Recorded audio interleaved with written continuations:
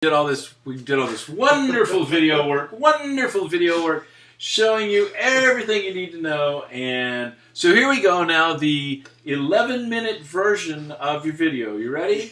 We talked about the quads. We talked about your hand position. I have the sheets for that. You have the sheets for that? Okay. I got that. But the quads, your workout, your warm-up every day is going to consist of these four things.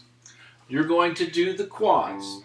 I'm not going to play all of them through because we only have 11 minutes to make this hour-long video. You're going to play the quads. You're going to do them across and back 5 times. And they go up 5 frets? Up 5 frets. So you're going to start, and I'm just starting on the 3rd fret because you've got to start somewhere. And that's where I always did for no particular reason. Starting on the 3rd fret, across and back, up till the 7th fret, across and back, and then you're done. I'm doing all 6. It's 1, 2, 3, 4 ascending, 4, 3, 2, 1 coming back, 1, 2, 4, 3 ascending, 3, 4, 2, 1 descending. You know, you do them backwards, going back, and you do have the thing for that, so you know those. You do those every day. The other thing you do is the Oh My God, I Hate Grant exercise. The Oh My God, I Hate Grant exercise is 1, 2, 3, 4. Now my fingers are still, all 4 fingers are on the fingerboard, and now I don't move anything but the finger I'm about to use. And I even hate myself for this one.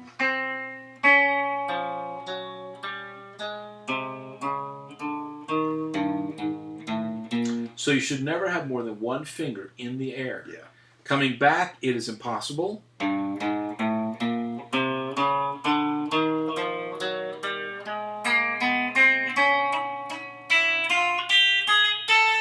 Okay, we'll just say highly improbable. Coming back, it's very hard to do because you've really got to play on the tips of the fingers so you don't brush the adjacent string because you're moving to that string. Overall, I should be a lot closer to the fretboard. Well, that's the whole purpose for this, is we're trying to develop more efficiency so that your fingers basically are closer. And the bottom line is that exercise, I don't know if that exercise helps. I just give it to everybody who's got this problem, which is most people when they're starting with the quads or with playing.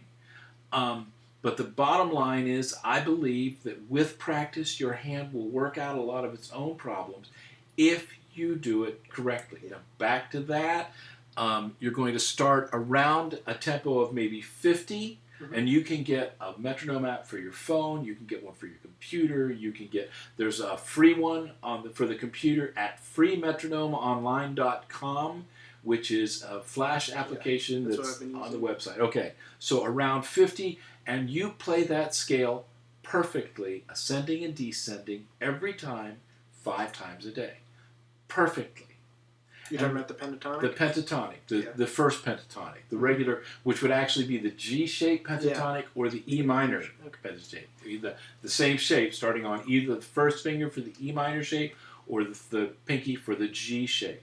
And you practice that across and back the neck at least 5 times a day. Now that one I might say do that twice, because it's you know, the quads are 4 notes per string, these are 2 notes per string. But do that 5 times a day, and you want to constantly push yourself on both of these to move the metronome a little bit faster, 1 notch, which is 4 beats per minute, usually, 1 notch faster every time like if you get to where you're playing it beautifully and cleanly and perfectly, you're done with that speed. Move up to the next speed. You want to keep yourself always on the edge of control. Okay? You never want to get sloppy because then you're practicing wrong. But you want to get to the edge of sloppy, if that makes any sense. Because if you don't, you're getting too comfortable. You know, and the only way to improve your dexterity is to push it. Okay? Or you can sit like a lot of people do and get somewhere where you kind of think you're okay and just stagnate there. But we don't want stagnant. Okay? So those are your exercises for 2 different quad exercises, the standard 6 quads, and then the Oh My God, I Hate Grant exercise, and then the pentatonic. In fact, let's do it this way. I said you might want to do it twice because it's only 2 notes per string. So do the minor one across the neck and back 5 times, and then go back and start with the pinky and do the major one 5 times. Then the next thing, and these are just your warm-ups, because you've got some licks happening now and all, but we've got to get your dexterity caught up with your knowledge, because I believe you understand a lot more than you can actually play. And you've got some inherent abilities. I want to mention that. You've got a good sense of melody. So the next thing is the sliding scale, which is, you know this, it's first finger starting on the root, first finger on the root, first finger on the root, then third finger. In this case, I'm in the key of G now. 3rd fret, 5th fret with the 3rd finger, slide up 2 frets, 5th fret of the 5th string with the 1st finger, 7th fret with the 3rd finger. So it's only 2 fingers, and I do that 3 places. And I know this is review, so I'm blowing through it pretty quickly because I don't want to waste your time. But that's that scale. The only thing you have to worry about is squeezing up to the 8th fret, in this case, in the key of G, to the root on the 2nd string. Between the 3rd and 2nd string, you've got to move the shape up a fret. Okay, now, going back a step, we did something new today. I don't want to miss it. You showed me the lick that you learned last week. I'm sorry.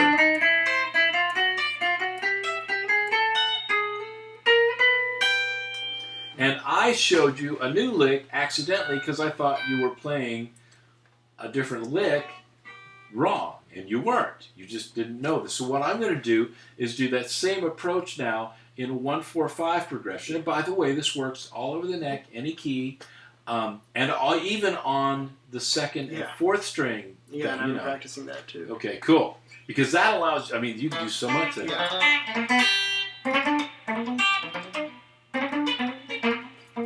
Sorry, I'm having fun. Didn't mean to have fun. The G. Now, once again, fingering is everything. I'm going to beat you up about your fingering because fingering, you've practiced for a long time with awkward fingerings, and now awkward feels natural to you. And we have to fix that. So I'm going to be all over you, and I'm expecting you to pay attention when I give you fingerings.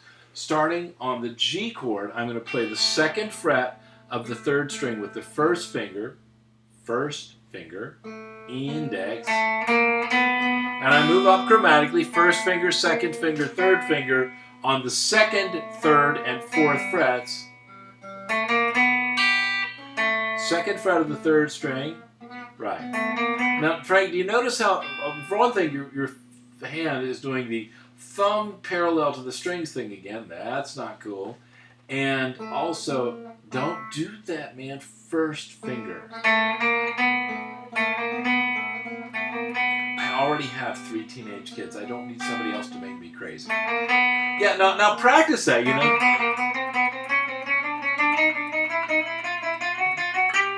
Because isn't that the secret of this lick? Yeah. Right? Just so practice that. 1, 2, 3, 1, 2, 3, 1, 2, 3. I'm just playing the 3rd string right now just to get used to this feeling of this lick, because you've got to break that habit you have of doing weird fingerings. Yeah.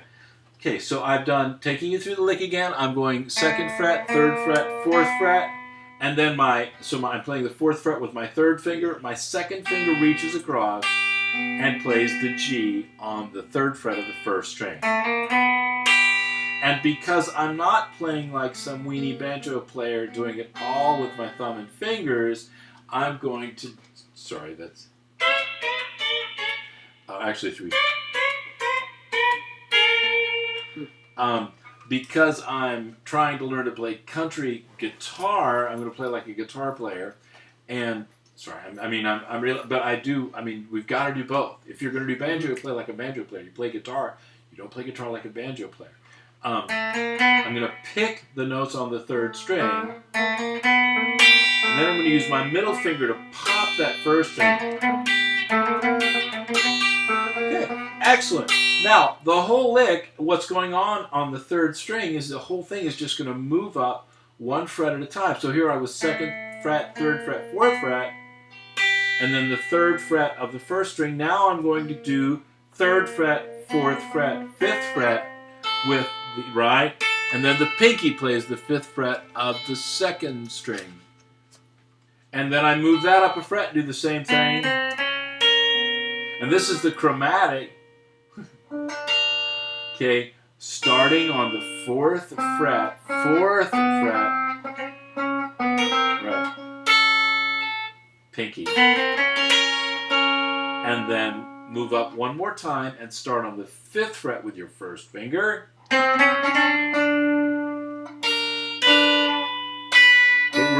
What we're doing is we're doing this lick right here, right? Or I'm just getting confused because it's breaking it down.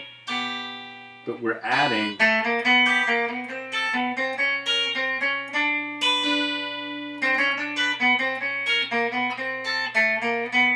You can even do it backwards. So you want to practice that. Yeah. Once you have practiced that on the G, practice that on the G enough to where it's really flowing and you're feeling good about it, then start on the C. The C is going to start a fret low on the 7th fret. Right? 1st finger, 2nd finger, 3rd, and then and the D chord starts on the 9th fret with the 1st finger. Exact pattern, right? Exact same pattern. You're not. In fact, I played it wrong right there. You're going through the first 5 notes of, say, the G scale. Right. You're not doing then the C scale and then the D scale, more or less. I'm not doing the same notes. I mean, what I'm actually doing is a quarterly based lick. Yeah. So because Instead I'm of using all of the like, exactly, yeah. it's not diatonic, and I'm not staying with the diatonic scale as much because I'm throwing in all of these chromatics. If I were if I were going to go diatonic,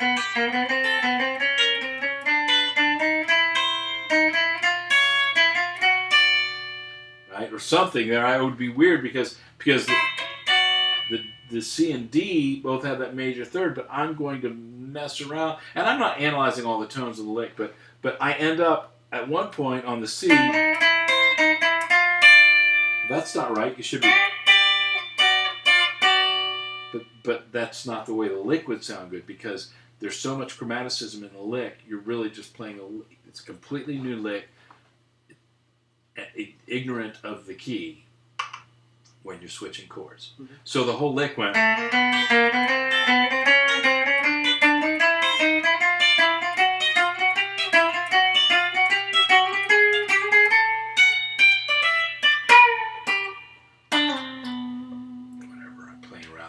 Whatever you want to do with the last thing.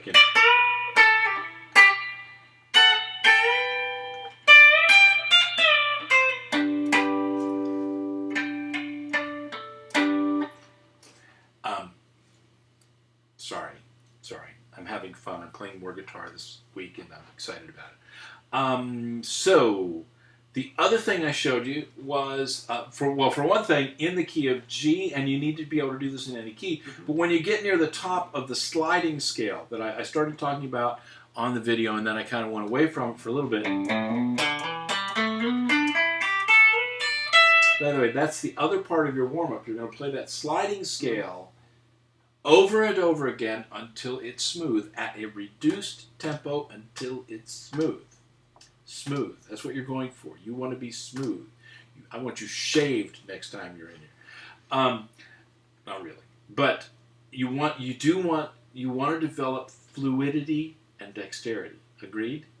Because I want you, when you go back to Florida, I want your friends going, "Wow, what happened?" You know, that's what we want. I mean, really. So you've got to focus on developing fluidity and dexterity.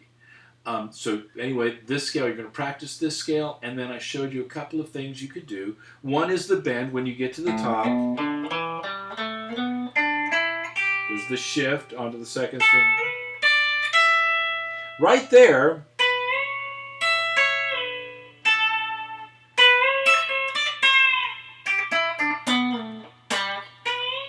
actually,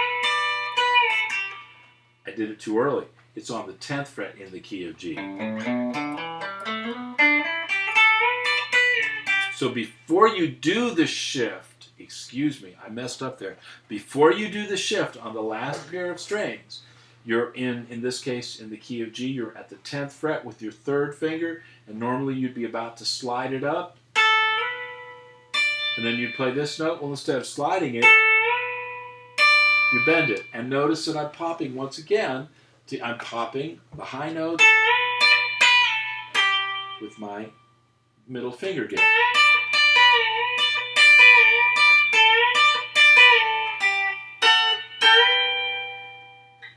By the way, that last little thing I did was 5-1. I'm playing like kind of like a D chord, the 2nd or 14th fret. Actually, I'm up 12 frets. The 14th fret of the first string, and 14th fret of the third string, right? Which is like a D chord. And it leads into this neat little G bend then, and that gives me 5-1. You know, so I.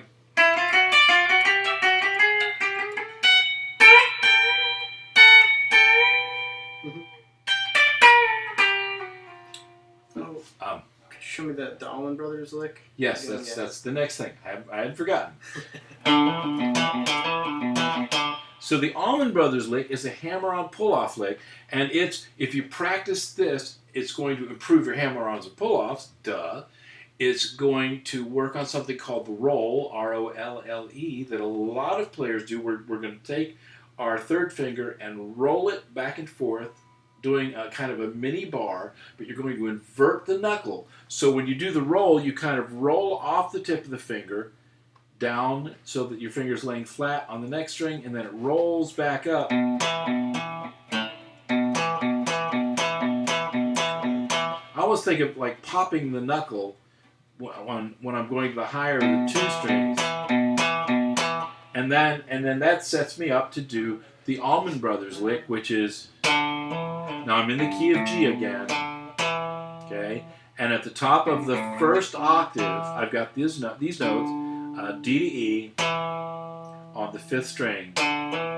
So I'd play the D note on the 5th fret of the 5th string with the first finger, hammer on with the 3rd finger, and pull off, and then I do the roll. 7th fret of the 5th string, 7th fret of the 5th string, 7th fret of the 5th string again. 6th string, I'm sorry. So.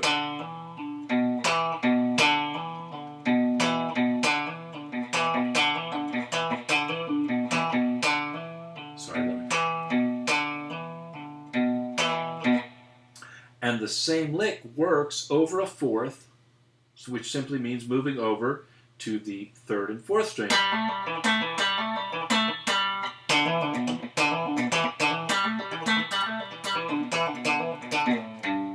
And the next thing is that slide down when you're on the major 3rd with the 3rd finger, since you're doing everything intervallically and outsmarting the teacher, I might add. I'm going to play that note and slide down.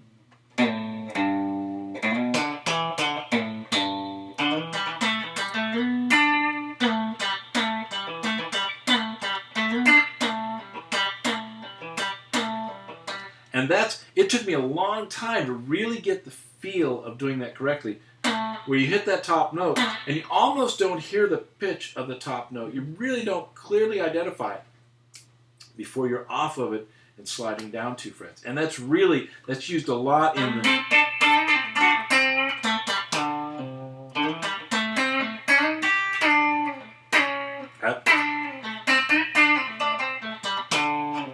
A lot of Texas blues players use that as a blues thing too. Now, of course, there I'd switch to a minor key, but just a very, very common sound. So do we cover everything? Yeah, I think so. And we're only 8 minutes over. That's pretty good. Okay, so we did an hour video in 20 minutes or whatever. Any questions before we get going? Nope. You happy with the lesson? Yeah. Okay. Now,